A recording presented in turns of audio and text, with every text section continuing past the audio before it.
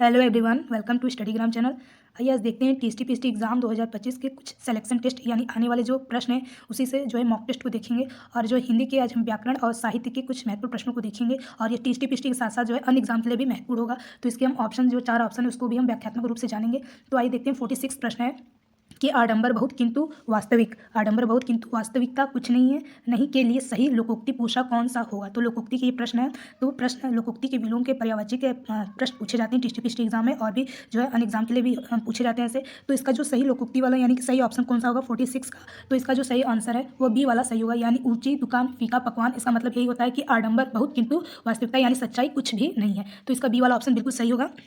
आगे देखते हैं 47 है, ये साहित्य से प्रश्न है, हिंदी साहित्य लिटरेचर से, कि भागवंती उपन्यास के रचयिता पूछा है कि कौन है। भागवंती उपन्यास के रचयिता कौन है। तो 47 का जो राइट आंसर है वह सुदर्शन है। कौन है। तो 47 का राइट आंसर सुदर्शन जी हैं, जो भागवंती उपन्यास है इसके जो लेखक हैं वो सुदर्शन है। आगे देखते हैं कि तिरंगा शब्द में पूछा है समास क्या है। तो समास, संधि, ये सभी प्रश्न पूछे जाते हैं। तो तिरंगा शब्द में समास कौन सा है। तो सही ऑप्शन जो है देखेंगे, इसका जो सही विकल्प है वो सी वाला है, यानी कि द्विगु समास, यानी तीन रंगों का समूह, यानी कि द्विगु समास। तो आगे देखते हैं अगला प्रश्न कि इत्यादि में सही संधि विच्छेद पूछ रहा है। तो अब संधि से प्रश्न है कि इत्यादि में सही संधि विच्छेद कौन सा है। तो 49 का जो सही ऑप्शन है वो डी वाला है। 49 का डी मतलब इति जमा आदि क्या है। तो इति जमा आदि, इति जमा आदि बराबर इत्यादि। तो इसका जो सही आंसर है वो क्या है, इति जमा आदि इत्यादि। और संधि पूछा जाए कौन सा है, तो इसमें ई और क्या निकल रहा है, आ निकल रहा है। तो ई और आ मिलकर क्या बन जाएगा, तो आ बनेगा, या बन जाएगा, यानी ई का य में परिवर्तन हो जाएगा और आ की मात्रा जुड़ जाएगी। तो इत्यादि, और जो इसके पहले का वर्ण जो होता है वो आधा हो जाता है। तो इसमें जो त वर्ण है वो कैसा हो गया है, तो त वर्ण जो हो गया वो आधा हो गया है।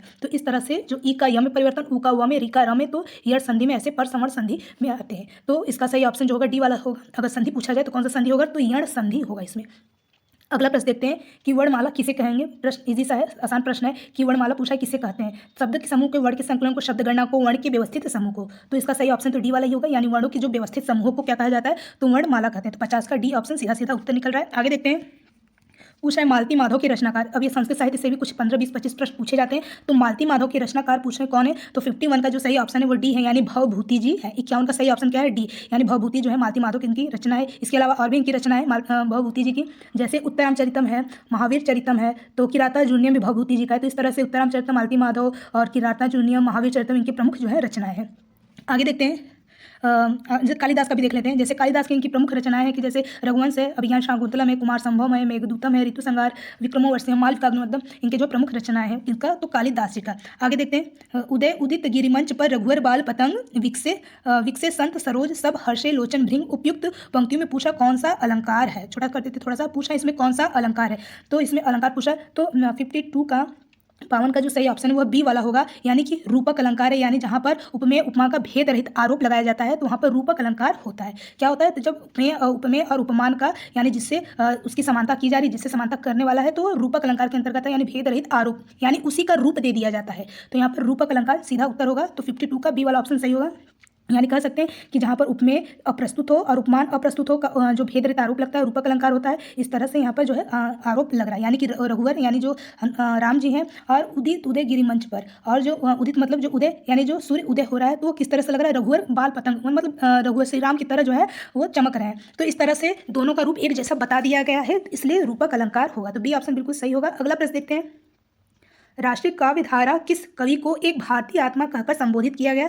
साहित्य से प्रश्न है। तो 53 का सही ऑप्शन है ए वाला है, यानी माखनलाल चतुर्वेदी जी को क्या कौन सी संज्ञा दी गई, तो एक भारतीय आत्मा कह करके पुकारा गया। कौन, तो 53 का जो सही ऑप्शन ए है। अब इनकी कुछ रचनाएं जान लेते हैं माखनलाल चतुर्वेदी जी की, जैसे हिम किरटनी है, हिम तरंगिणी, युगचारण, समर्पण माता। इस तरह इनकी जो है प्रमुख रचनाएं, हिम से करके इनकी 2-3 रचनाएं, जैसे हिम किरटनी, हिम तरंगिणी जो है, युगचरण, इनकी जो है प्रमुख रचनाएं। निराला जी जो इनको क्रांतिकारी कवि के रूप में जाना जाता है, किस तरह की इनको संज्ञा दी है, तो क्रांतिकारी कवि के रूप में जाने जाते। कौन, तो निराला जी, और इनका पूरा नाम है सूर्यकांत त्रिपाठी निराला जी की रचनाएं जैसे अनामिका है, परिमल है, गीतिका है, जो कि तुलसीदास भी इनकी प्रमुख रचना है।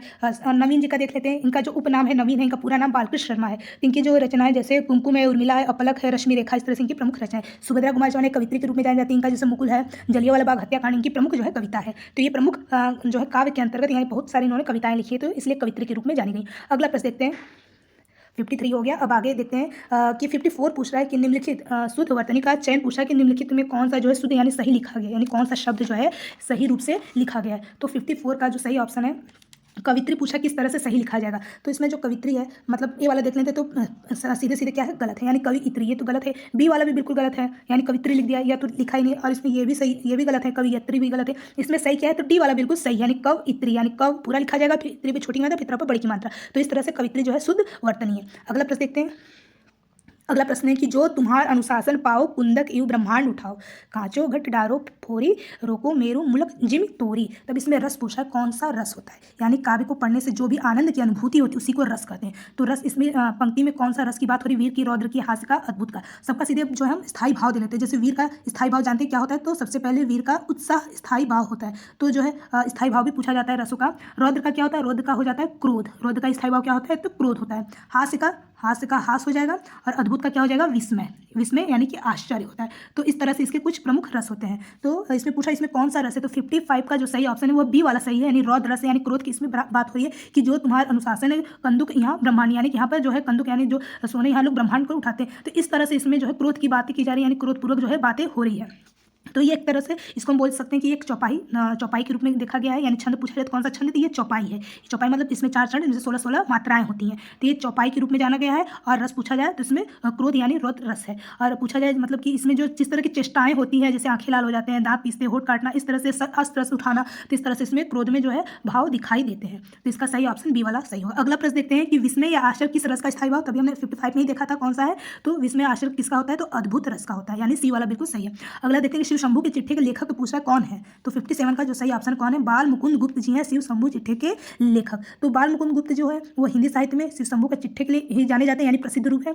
और ये चिट्ठे जो है भारत मित्र में किसमें लिखा गया है, तो भारत मित्र एक पत्रिका है, कौन सा है, भारत मित्र नाम का एक पत्रिका है, जो कि उसके अंतर्गत ये बातें की गई, किसका, तो शिव शंभू चिट्ठे का। और ये कब लिखा गया, शिव शंभू का चिट्ठा तो लिखा गया 1904 ईस्वी में, 1904 से 1905 ईस्वी में यह शिव शंभू के चिट्ठे लिखा गया। इसमें जो है बातें किसकी की, कौन से गवर्नर जनरल का इसमें संबोधित किया गया, किस गवर्नर जनरल की बातें की गई है, तो लॉर्ड कर्जन के बारे में इसमें टीका टिप्पणी किया गया। कौन है, तो लॉर्ड कर्जन जी है। इस तरह से भारतेंदु हरिश्चंद्र की इनकी आगे देखते हैं, भारतेंदु हरिश्चंद्र जो है इनकी भी बहुत सारी रचनाएं हैं, जैसे कि प्रेम पुष्पावली है, प्रेम ग्रंथावली, इनकी जो है प्रेम से संबंधित भारतेंदु हरिश्चंद्र की रचना है। आगे देखते हैं अभिज्ञ का शब्द विलोम देखते हैं, तो अभिज्ञ का सही विलोम क्या होगा, तो 58 का सही क्या हो जाएगा, तो अनभिज्ञ होगा। तो अभिज्ञ मतलब होता है जानना, व अनभिज्ञ मतलब न जानना। तो इस तरह से इसका सही ऑप्शन सी वाला होगा। अगला प्रश्न देखते हैं कि अस्मद का पूछा है तृतीया विभक्ति क्या रूप होगा अस्मद का, तो 59 का सही ऑप्शन डी वाला होगा, यानी मम आवयो अस्माकम, यानी अस्मद का मतलब अस्मद मतलब मैं के लिए प्रयोग किया जाता है, और इसका तृतीय विभक्ति होता है मम आवयो अस्माकम। तो 59 का सही ऑप्शन डी हो जाएगा, यानी अहम अवाम वयम इसका शब्द रूप होता है। प्रथमा व्यक्ति का प्रथम जो होता है एक वचन द्विवचन बहुवचन, यानी अहम अवाम वयम। तो इस तरह से मत अवाभ्याम अस्मत् इसका द्वितीय विभक्ति होता है। इस तरह से मम अवायो अस्माकम, मम अवायो अस्माकम तृतीय विभक्ति हो जाएगा। तो इस तरह से जब आपको रूप याद रहेंगे तो आसानी से आप कर लेंगे। तो आपको रूप जो है इस पर भी वीडियो डालेंगे, तो आप जो है अस्मत् का इस तरह से रूप जो है कि ऐसे ही पूछा जाता है कि तृतीय व्यक्ति क्या होगा, चतुर्थी व्यक्ति क्या होगा, कोई एक वचन पूछ देगा कि एक वचन इसका क्या होगा। इस तरह से आपको चीज़ों पर ध्यान देना होगा। आगे देखते हैं, पूछा है कि रघुवंश यानी संस्कृत साहित्य से पूछा है कि रघुवंश किसकी रचना है, रचना पूछा है कि रघुवंश जो है किसकी रचना है, तो 60 का सही ऑप्शन क्या होगा, तो कालिदास जी की रचना। किसकी रचना है, तो इसका सही ऑप्शन है कालिदास जी का। और ये रघुवंश मतलब किस श्रेणी में आता है, तो ये खंड काव्य के रूप में आता है। किस में आता है, तो खंड काव्य के रूप में जाना जाता है। कौन, रघुवंश, और ये कालिदास जी की रचना है। इस तरह से भरत मुनि जो किसके लिए जाने जाते हैं, तो भरत मुनि का देख लेते हैं, जैसे ये नाट्य शास्त्र के रूप में जाने जाते हैं। कौन, तो भरत मुनि नाट्य शास्त्र के रूप में ये जाने जाते हैं भरत मुनि जी। तो इस तरह से इनका भी जानते हैं। कालिदास जो है विज्ञान शाकुंतलम है, और जो कि रघुवंश है कुमार संभवम जाने। चाणक्य जो है इनका जो है इनको विष्णुगुप्त के नाम से भी जाना जाता है। चलिए आगे देखते हैं। अगला प्रश्न है कि अपव्यय शब्द का विलोम पूछा है कि अपव्यय शब्द का क्या विलोम होगा। 61 का सही होगा मितव्यय। अपव्यय मतलब ज्यादा खर्च करना, मितव्यय मतलब कम खर्चीला, तो मितव्यय मतलब होता है कम खर्च करना, तो मितव्यय इसका सही विलोम होगा। अगला प्रश्न देखते हैं कि लंबोदर का पूछा है कि उदाहरण क्या होगा, यानी किस समास का ये उदाहरण है लंबोदर, तो समास के बारे में प्रश्न पूछा गया। तो 62 का 62 का सही ऑप्शन क्या होगा, तो बहुब्रीहि समास, यानी तीसरे पद की बात की जाए, कोई अन्य पद प्रधान हो, यानी गणेश जी की बात हो रही है। लंबोदर जिस लंबा है जिसका उदर, अर्थात गणेश जी, तीसरा पद प्रधान हो रहा है, बहुब्रीहि समास। अगला प्रश्न देखते हैं, तेजोमय का सही संधि विच्छेद पूछा है, तो क्या हो जाएगा, तेजोमय, तो तेजः जमा मैं, यानी ओ का रूप किस में बदल रहा है, तो विसर्ग में बदल रहा है। सही ऑप्शन क्या हो जाएगा, सी वाला, यानी तीसरा वाला सही होगा, तेजः जमा मैं, यानी जो ओ है ओ की मात्रा किस में बदल गई, विसर्ग में बदल गई, इसलिए विसर्ग संधि हो जाएगा, और तेजः जमा मैं बराबर तेजो मैं।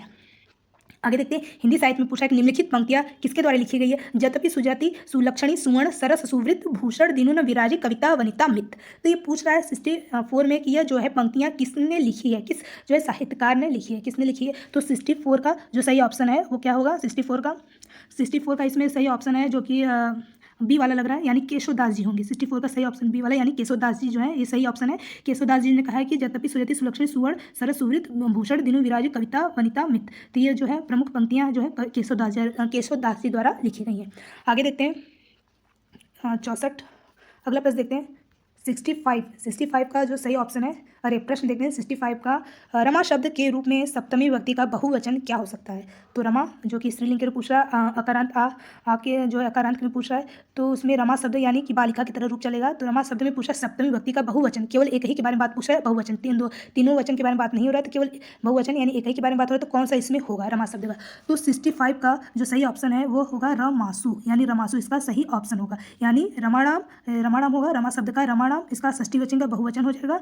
तो इस तरह से इसमें रमायो शब्द का जो है सप्तमी का द्विवचन हो जाएगा और रमायाम हो जाएगा। फिर इसके बाद पूछा बहुवचन, तो इसमें रमासु होगा। तो जब आप रमा का शब्द रूप इस तरह से या किसी का भी रमा का या बालिका का किसी एक लोग का याद कर लोगे तो इस तरह से आपको जो है सारे शब्द रूप आसानी से सॉल्व कर सकते हैं। तो इसमें सही पूछा है 65 का जो सही ऑप्शन क्या हो जाएगा, तो रमासु होगा सप्तमी विभक्ति का बहुवचन में। अगला प्रश्न देखते हैं कि चैन की बंसी बजाने का अर्थ पूछा है कि इसमें चैन की बंसी बजाने का क्या मतलब होता है। तो 66 का सही ऑप्शन है मौज करना।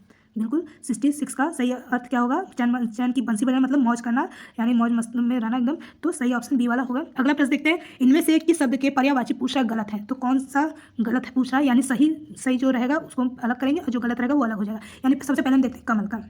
कमल को जलज भी कहते हैं, पंकज भी कहते हैं, सरोज कहते हैं। तो ये बिल्कुल सही है।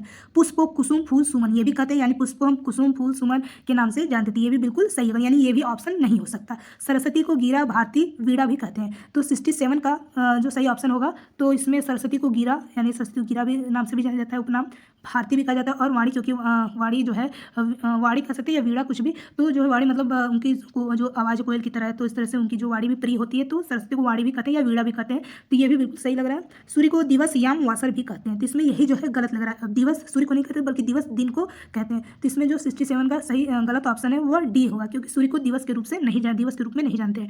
तो इसमें सही ऑप्शन क्या हो जाएगा, गलत पूछा है तो डी वाला बिल्कुल सही होगा, यानी सूर्य को दिवस नहीं कहते हैं। तो इसमें ए और बी सी तीनों सही है। अगला प्रश्न देखते हैं निरख राखिए खंजन आए फेरे उन मेरे रंजन ने नयन इधर मन भाए। पंक्तियों में गुड़ पूछ रहा है। अब रस नहीं पूछा है न छंद पूछ रहा है, अब सीधे गुड़ पूछ रहा है। तो रस से ही जो है निकला हुआ है गुड़, किसमें अगर रस आप जानते हैं तो इसका गुड़ भी आप निकालेंगे। तो 68 का सही ऑप्शन पहले देख लेते हैं। तो ये माधुर्य गुण, माधुर्य मतलब ये श्रृंगार रस इसमें निकला है। श्रृंगार रस का जो गुड़ होता है वो माधुर्य होता है। तो निरख राखिए खंजन आए, खंजन मतलब जो चाकू होता है उसको खंजन बोलते हैं। मेरे रंजन में नयन मतलब आंखों में काजल जो लगते हैं, इधर मन भाए और उनके आंखों में जो काजल है वो उनके मन को भा रहे हैं। जो खंजन है चाकू उसकी तरफ मन को हर रहे हैं। तो मतलब नयन की बात हो रही, नेत्र की बात हो रही, नेत्र में जो काजल है तो उसकी बात हो रही है। तो श्रृंगार रस से, और श्रृंगार रस का गुड़ पूछा जाए तो माधुर्य गुड़ होता है। ओज का जो ओज गुड़ है वो किस रस के अंतर्गत आता है, तो ओज को वीर रस के अंतर्गत लाते हैं। किसके अंतर्गत, वीर रस के अंतर्गत। प्रसाद गुड़ है वो किस रस के अंतर्गत आता है, तो शांत रस के अंतर्गत आता है। शांत रस के अंतर्गत प्रसाद गुड़ का जो है बात होती है। तो इस तरह से 68 का सही ऑप्शन बी वाला बिल्कुल सही होगा। अगला प्रश्न देखते हैं पूछा हरिश्चंद्र में प्रयुक्त किस संधि का नाम सही है। तो हरिश्चंद्र में सही संधि कौन सी है पहले ये जानना है। तो 69 का सही ऑप्शन होगा स्वर संधि होगा, यानी स्वर संधि बोल सकते हैं। हरिश्चंद्र का सही संधि विच्छेद करेंगे तो निकलेगा हरि जमा चंद्र, तो स्वर संधि में हो जाएगा। और हरि जमा चंद्र स्वर संधि मतलब इस तो शुनाशु का इसमें प्रयोग होगा। तो इसमें स्वर संधि में तो ये गड़बड़ लग रहा है, स्वर संधि नहीं लग रहा है। तो इसमें 69 में स्वर संधि नहीं होगा, मतलब इसमें व्यंजन संधि का प्रयोग किया गया, हरि जमा चंद्र। तो हरि यानी जो हरि जो श है वो अलग जो है व्यंजन के रूप में आ रहा है। हरि जमा चंद्र इसका संधि विच्छेद हो जाएगा, हरि जमा चंद्र। और श जो है एक जो है श अलग रूप में, यानी इस तो शुनाशु के रूप में इसका सूत्र होता है, तो इसके प्रयोग में यह आ रहा है, यानी स का श में परिवर्तन हो जा रहा है। तो इस तरह से इसमें यह व्यंजन संधि होगा, न कि स्वर संधि। तो इसका सही ऑप्शन जो होगा बी वाला होगा, न कि ए वाला। तो आगे चलिए देखते हैं 69 का बी वाला सही होगा। परिमल पूछा है किस कवि की रचना है। परिमल जो है वो किस कवि की रचना है, तो इसका जो सही ऑप्शन है निराला जी की रचना है, सूर्यकांत त्रिपाठी जी की यह रचना है। 70 का सही ऑप्शन क्या हो जाएगा, डी होगा। इनकी बहुत सारी रचनाएं जैसे अनामिका है, परिमल है, गीतिका है, तुलसीदास इनकी प्रमुख है, कुकुरुमुत्ता है, और सरोज स्मृति इनकी जो है शोक कविता के रूप में कौन सी है, तो एक सरोज स्मृति है। सरोज नहीं है बल्कि सरोज स्मृति है। क्या है, सरोज स्मृति। तो इनकी जो है प्रमुख शोक कविता के रूप में यह जो इनकी पुत्री है सरोज, तो इसके बारे में बात की गई है। तो और मैथिली शरणगुप्त को क्या कहा जाता है, तो राष्ट्रीय कवि के रूप में जानते हैं। किस रूप में, तो राष्ट्रीय कवि के रूप में जानेंगे मैथिली शरणगुप्त। इनका जैसे रचनाएं जयदत्त, वध, पंचवटी, झंकार, साकेत, यशोधरा, जय भारत, विष्णुप्रिया, इस तरह की रचनाएं। जयशंकर जी का या थोड़ा सा कर लेते हैं, जानते हैं कि झरना है, आंसू है, लहर है, कमायनी है, उर्वशी है, प्रेम राज्य है, अयोध्या का द्वार है। तो इस तरह से करुणालय इनकी जो है जयशंकर प्रसाद की रचना है। दिनकर जी का जैसे रचना है कि रेणुका है, ओंकार है, रसवंती है, कुरुक्षेत्र, परशुराम की प्रतीक्षा है, रश्मि रथी है, संस्कृति के 4 अध्याय, शुद्ध कविता की खोज इत्यादि इनकी जो है प्रमुख रचनाएं। तो परिमल का पूछा है तो डी वाला बिल्कुल सही होगा। अगला प्रश्न देखते हैं, सही युग्म का चयन पूछना है, कौन सा होगा, यानी सही युग्म कौन सा है, मतलब कौन सी जो है रचनाकार उनकी रचनाएं सही है। तो 71 का सही, ए वाला बिल्कुल सही होगा, 70 का बिल्कुल ए वाला सही होगा, यानी कि भगवत शरण उपाध्याय इनकी रचना क्या है, तो विलायत यात्रा है। भगवत शरण उपाध्याय जो है विलायत यात्रा ही है इनकी, बिल्कुल सही है। इनकी और कुछ रचनाएं जैसे जानते हैं कि वह दुनिया मैंने देखा, कलकत्ता से पेकिंग, सागर से लहरों तक, इनकी जो है प्रमुख यात्रा वृत्त की रचनाएं हैं। देवेंद्र सत्यार्थी का तूफानों के बीच में, यह इनका नहीं है। देवेंद्र तूफानों के बीच में किसका है, तो रागे राघव जी का है। किसका, रागे राघव जी की इनकी रचनाएं तूफानों के बीच में। तो देवेंद्र सत्यार्थी का ये नहीं है। तो देवेंद्र सत्यार्थी कुछ जानते हैं कि धरती गाती है, किसका है, अगर बोला जाता है कि धरती गाती किसका है, तो देवेंद्र सत्यार्थी जी का है, न कि तूफानों के बीच है। तूफानों के बीच किसका है, रागे राघव का है। तो मोहन राकेश का कुछ जानते हैं, जैसे आखिरी चट्टान तक है, ठीक है, आखिरी चट्टान तक इनकी प्रमुख रचना है मोहन राकेश का। तो इस तरह से इनकी कुछ रचनाएं। रामवृक्ष बेनी का जैसे कि माटी की मूर्ति, जिसमें बाल गोविंद भागवत हैं, इसकी चर्चा की गई है। अजिया है, तो इसमें जो है मतलब कि माटी की मूर्ति में इनकी जो है रेखा चित्र नामक एक रचना है। आगे जानते हैं। अब तो इसमें सही ऑप्शन देखते हैं कौन सा है, तो भगवत शरण उपाध्याय विलायत यात्रा इनकी है, 71 का ए। आगे देखते हैं कि इनमें से बिहारी का हिंदी का कौन सा रूप नहीं है। बिहारी जो पूछ रहा है कि इसमें बिहारी का कौन सा हिंदी का रूप नहीं है, तो 72 का कौन सा इसमें ऑप्शन सही होगा, तो बी वाला इसमें सही होगा, यानी बिहारी को अवधी के रूप में नहीं जानते बल्कि भोजपुरी, मगही और मैथिली के रूप में जानते हैं। अवधी किसका है, तो ये पूर्व हिंदी की बातें करता है। किसकी, तो पूर्वी हिंदी की बातें की जाती है इसमें, पूर्वी हिंदी में। तो पूर्वी हिंदी में 3 बोलियाँ आती हैं, अवधी, बघेली, छत्तीसगढ़ी। तो इसको बोल सकते हैं ए, बी और सी। किस में आती है, तो पूर्वी हिंदी, यानी A B C Awadhi, B से बघेली, सी से छत्तीसगढ़ी। तो बिहारी हिंदी में भोजपुरी, मगही, मैथिली इत्यादि जो है बोली जाती है। आगे देखते हैं कि नील सखी नसभर से निकला यह हंस आहा तिरता तिरता, अब तारक मौक्तिक शेष नहीं निकला जिनको चरता चरता, में रूपक अलंकार है। पहले बता दे रहा है कि इसमें कौन सा अलंकार है, रूपक अलंकार पूछ रहा है। कौन सा प्रकार इसमें प्रयुक्त हुआ है, सांग रूपक, निरंग रूपक, परम, यानी कि रूपक के ये प्रकार के नाम दिए हैं, तो इसमें कौन सा रूपक का प्रकार का प्रयोग हुआ है, तो 73 का सही ऑप्शन ए वाला होगा, यानी सांग रूपक के इसमें प्रयोग हुआ। किसका प्रयोग हुआ, तो सांग रूपक का, 73 का ए वाला। तो आगे देखते हैं। इस तरह समझाने कि जो रूपक होता है, रूपक अलंकार, उसके 3 प्रकार के होते हैं। कौन कौन से, सांग रूपक, निरंग रूपक और पारंपरिक रूपक। तो इसमें जो है सांग रूपक का प्रयोग हुआ है। आगे देखते हैं। रीतिकाल का समय पूछा है कि रीतिकाल का सही समय इसमें क्या है, 74। तो विक्रमी संवत 1050 1375, विक्रमी संवत 1700 1900। तो इसमें ये भी ए बी तो बिल्कुल नहीं होगा। तो आगे देखते हैं 74 में रीतिकाल का जो समय होगा वो है विक्रमी संवत 1373 1700 तक, इनमें से कोई नहीं। तो 74 का सही ऑप्शन डी वाला होगा, यानी इनमें से कोई भी नहीं है। 73 का इसमें ऐसा नहीं लग रहा है कि कोई है। तो 72 का हो गया ना, 74 का इसमें जो डी वाला है, डी वाला इसमें कोई भी नहीं है। तो भी बताएंगे कि रीतिकाल का इसमें समय क्या हो सकता है। इसको थोड़ा सा बड़ा करते हैं। तो रीतिकाल का हम समय जानते हैं कि रीतिकाल का जो समय आता है वो किसके अंतर्गत आता है, रीतिकाल। तो रीतिकाल जो है वो वीरगाथा काल जो 10 से 75 से 1375 आता है, भक्तिकाल 1300 से 1700, और रीतिकाल आता है 1700 से 1900 तक। कब से आता है, 1700 से 1900 तक जो है रीतिकाल का समय माना जाता है। तो ये चीज़ याद रखिएगा। तो इस तरह से रीतिकाल का समय 17 से 19। फिर उसके बाद आता है वीरगाथा काल विक्रम संवत आता है। तो ये आता है 1900 से 1984 तक, वीरगाथा काल का, यानी आधुनिक काल जिसको बोल सकते हैं। तो 1900 से 1984 तक इसको बोल सकते हैं आधुनिक काल की शुरुआत हुई थी, जिसमें सरस्वती पत्रिका का प्रकाशन हुआ था, महावीर प्रसाद इसके संपादक बने थे। तो आधुनिक काल का जो है युग चलने लगा। तो इस तरह से 4 भागों में बांटा गया था वीरगाथा, मतलब बोल सकते हैं कि आदिकाल, भक्तिकाल, रीतिकाल और वीरगाथा काल। तो रीतिकाल का पूछा था 1700 से 1900 तक। अगला प्रश्न देखते हैं। इस तरह से ऑप्शन डी वाला बिल्कुल सही होगा। 75 का देखते हैं। पूछ रहा है 75 में कि सूची 1 का सूची 2 से मिलान करना है। तो मिलान करते हैं। सूरदास इसमें सही क्या होगा, कबीरदास का जानते हैं सबसे इजी है, बीजक होता है। जगन्नाथ दास रत्नाकर का उद्धव शतक होता है, ठीक है। और सूरदास का सूर सागर होगा, और सुमित्रानंद पंत का लोकायतन होगा, जिसमें उनको सोवियत लैंड नेहरू पुरस्कार मिला। तो इस तरह से इसका जो है मिलान होगा। तो इस तरह से आप जो है मिलान को देखते हुए सही ऑप्शन पर टिक लगा सकते हो। आगे चलिए देखते हैं। हिंदी में पूछ रहा है श ध्वनि है, हिंदी में जो श ध्वनि है सलजम श वाला, वो किसके अंतर्गत है, मूर्धन्य, दंड, तालव्य या फिर ओष्ठ। तो 76 का सही ऑप्शन बी वाला होगा, यानी तालव्य ध्वनि है। तालव्य के अंतर्गत, यानी जो श का उच्चारण किससे किया जाता है, तो तालु से, यानी तालव्य से किया जाता है। तो 76 का बी, यानी बोल सकते हैं इचु यशानाम तालु। तो ई का जो होता है, ई भी किससे उच्चारण किया जाता है, तो तालु से। अच्छा भी जो है छ का पूरा वर्ग हो जाता है, च छ ज इया, यानी बोल सकते हैं च छ ज, तो ये भी तालव्य से। और श जो है वो किसमें आता है, तालव्य। अगर श पूछता षटकोण वाला श, ये किसमें आ जाता है, तो मूर्धा में आता है। मूर्धन्य जिसको बोलते हैं, मूर्धन्य के अंतर्गत आता है श। अगर स पूछा जाए तो स किसमें आता है, तो स आता है दंत वर्ग में। इस तरह से ये तीनों स याद रखिएगा। अगला देखते हैं। अगला प्रश्न देखते हैं। सही युग में चुनना है, कौन सा सही युग में है।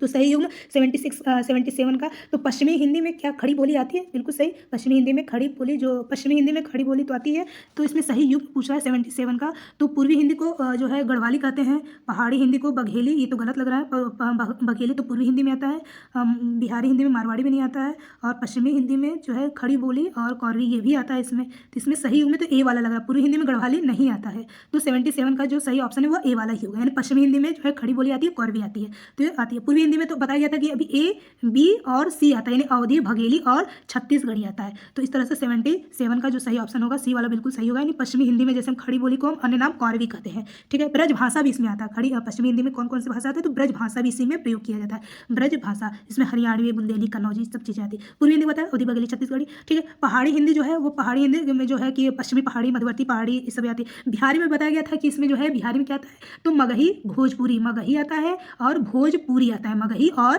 भोजपुरी और मैथिली, ये 3 बोलियां बिहारी में आती है। तो सही ऑप्शन ए वाला ही होगा। अगला प्रश्न देखते हैं, कनक कनक सौगुनी मादकता अधिकार कौन सा अलंकार है? तो बहुत ईजी है, कौन सा अलंकार है? तो यमक अलंकार है, यानी एक कनक का मतलब धतूरा, एक कनक का मतलब सोना, यानी 2 शब्द दिए हैं, एक शब्द एक से अधिक पर प्रयोग हो रहे हैं और दोनों के अर्थ अलग अलग निकल रहे हैं, तो यमक अलंकार। अगला प्रश्न देखते हैं कि मार्ग के दोनों तरफ वृक्ष है, इसका संस्कृत में अनुवाद पूछा है। तो मार्ग के दोनों तरफ वृक्ष है, अनुवाद टीस्ट में पूछा जाता है। तो 79 का सही ऑप्शन सी वाला होगा, यानी मार्गस्य उभयतः वृक्षा सन्ति के दोनों के लिए जो है मार्गस्य का प्रयोग होगा, मार्गस्य उभयतः वृक्षा सन्ति। 79 का सी वाला इसमें सही होगा, यानी जो है अव्यय के रूप में जो है दोनों तरफ ही अव्यय के रूप में इसका प्रयोग किया गया। तो इसमें विभक्ति पूछा जाए तो कौन सी विभक्ति होगी? तो इसमें विभक्ति होगी द्वितीय विभक्ति हो जाएगी। कौन सी विभक्ति? तो द्वितीय विभक्ति का इसमें प्रयोग हुआ, द्वितीय विभक्ति मतलब कर्मकार का प्रयोग हुआ है। तो इसमें सी ऑप्शन बिल्कुल सही होगा। अगला प्रश्न देखते हैं कि रत्नाकर शब्द किस कवि के साथ जुड़ा, यानी रत्नाकर जो है उपनाम किस कवि को बोला, यानी किसको संबोधित किया गया? तो एटी का सही ऑप्शन डी वाला होगा।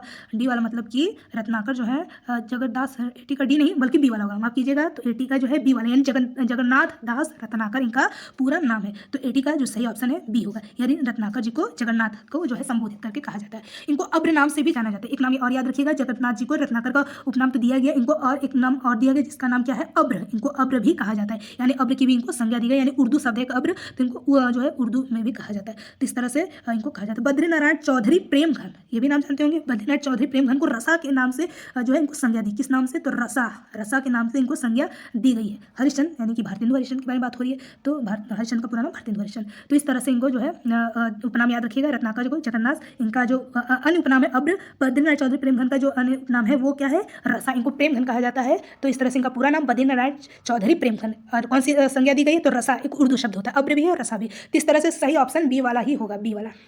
अगला देखते हैं, रामचंद्र शुक्ल ने हिंदी साहित्य के इतिहास के आधुनिक गद्य साहित्य परंपरा के प्रवर्तन के अंतर्गत प्रथम उत्थान की कला विधि कौन सी, यानी प्रथम उत्थान। रामचंद्र शुक्ल हिंदी साहित्य के इतिहास में जो है प्रथम उत्थान का कौन सा जो है समय बिल्कुल सही है? तो 81 का सही ऑप्शन है ए वाला होगा, यानी विक्रमी संवत 1900 से 1950 तक प्रथम उत्थान की बात की गई है। तो 81 में सही ऑप्शन, यानी 1900 से 1950 के प्रथम उत्थान की बात की गई है। आगे देखते हैं, जैसे प्रथम नई धारा जिसको कहते हैं, नई धारा को प्रथम उत्थान की संज्ञा दी गई है। एक बात और याद रखिएगा, प्रथम उत्थान को क्या कहा गया? तो नई धारा कहा गया है। प्रथम उत्थान को नई धारा की जो है संज्ञा दी गई है। प्रथम उत्थान को रामचंद्र जो है कि रामचंद्र शुक्ल ने जो है ये संज्ञा दी है। अगला प्रश्न देखते हैं, 81 हो गया। 81 के बाद है, इनमें से पूछ रहा है कि 82 में कौन सा गलत है, कथन कौन सा गलत है? तो ज्ञान सही शाखा के बड़े कवि निराकार की उपासना करते, कबीर संत कवि, ये तो बात बिल्कुल सही है, यानी कबीर तो एक संत कवि। प्रभु जी तुम चंदन पानी, रैदास की पंक्ति, ये भी बात सही लग रहा है। तुलसीदास ज्ञानाश्रयी शाखा के कवि हैं, तो ज्ञानाश्रयी के हैं नहीं, तुलसीदास जी जो है वो ज्ञानाश्रयी के नहीं है, किसके हैं? तो रामाश्रयी। तुलसीदास जी के आराध्य कौन थे? तो राम जी थे, तो ये रामाश्रयी शाखा के अंतर्गत आते हैं। तो इसमें जो कथन गलत लग रहा है वो डी वाला ही गलत लग रहा है, यानी कि ये वाला ऑप्शन बिल्कुल सही होगा। तो ज्ञान सही शाखा कवि निराकार की उपासना करते हैं, हाँ ये बात सही। ज्ञानाश्रयी जो शाखा जो कवि लोग होते हैं वे निराकार, यानी कोई आकार नहीं होता था उसकी उपासना। ज्ञान सही शाखा के प्रमुख कवि पूछा जाए कौन है? तो कबीरदास जी हैं। कौन है? कबीरदास जी हैं, जो कि संत कवि के अंतर्गत आते हैं। तो ज्ञान सही के प्रमुख कवि पूछा जाए तो कबीरदास जी। तो इसका सही ऑप्शन संत तुलसीदास ज्ञान सही शाखा कवि है, इसमें यही गलत है। आगे प्रश्न देखते हैं कि हिंदी अपने जन्म से ही ब्रजभाषा की प्रवृत्ति के साथ खड़ी बोली की प्रवृत्ति के लिए आई है, ब्रजभाषा के हाथ में हाथ दिए खड़ी बोली उतरी।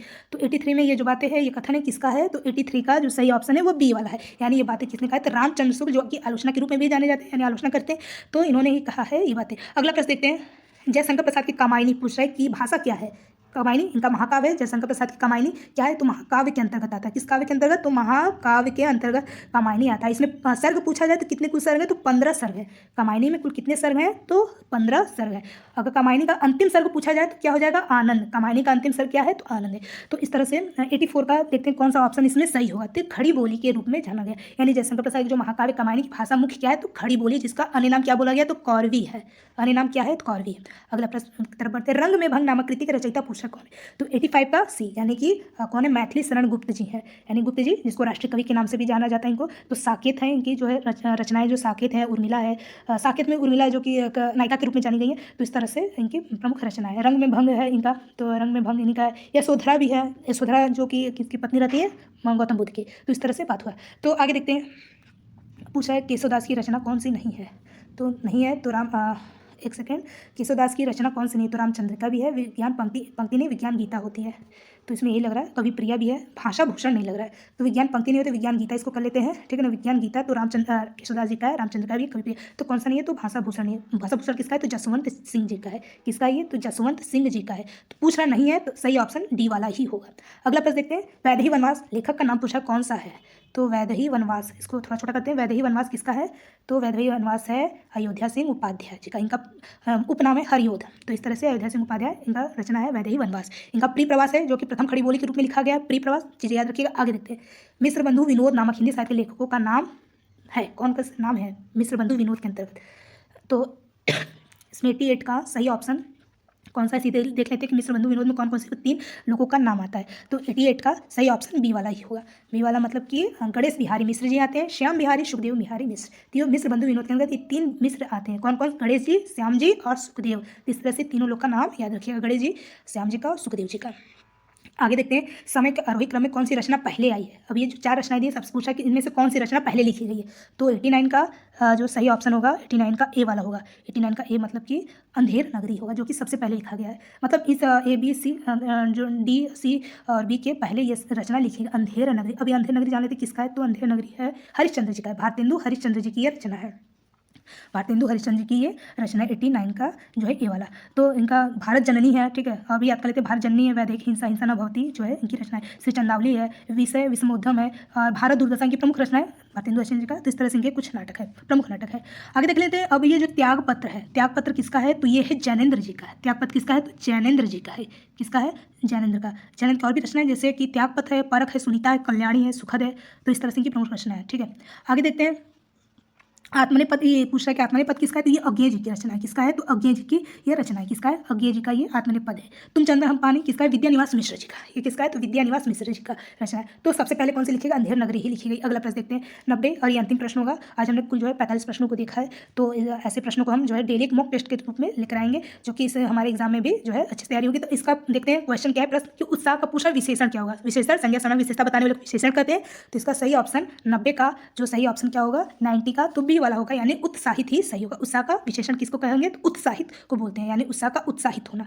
ये उत्साह ये गलत बात है, ये भी गलत है। उत्साह लिखा है ये भी गलत है, उत्साही भी गलत है। उत्साही भी नहीं बोलते, क्या बोलते हैं, उत्साहित होना। तो इसका विशेषण का रूप होगा उत्साह शब्द का। तो चलिए फ्रेंड, अभी के लिए इतना ही। आप आगे जो हम कुछ इसी तरह मॉक टेस्ट टीसी पीछे और अन एग्जाम से रिलेटेड जो है हम लेकर के आएंगे। तो अभी के लिए इतना ही, मिलेंगे नेक्स्ट वीडियो में। तब तक के लिए जय हिंद।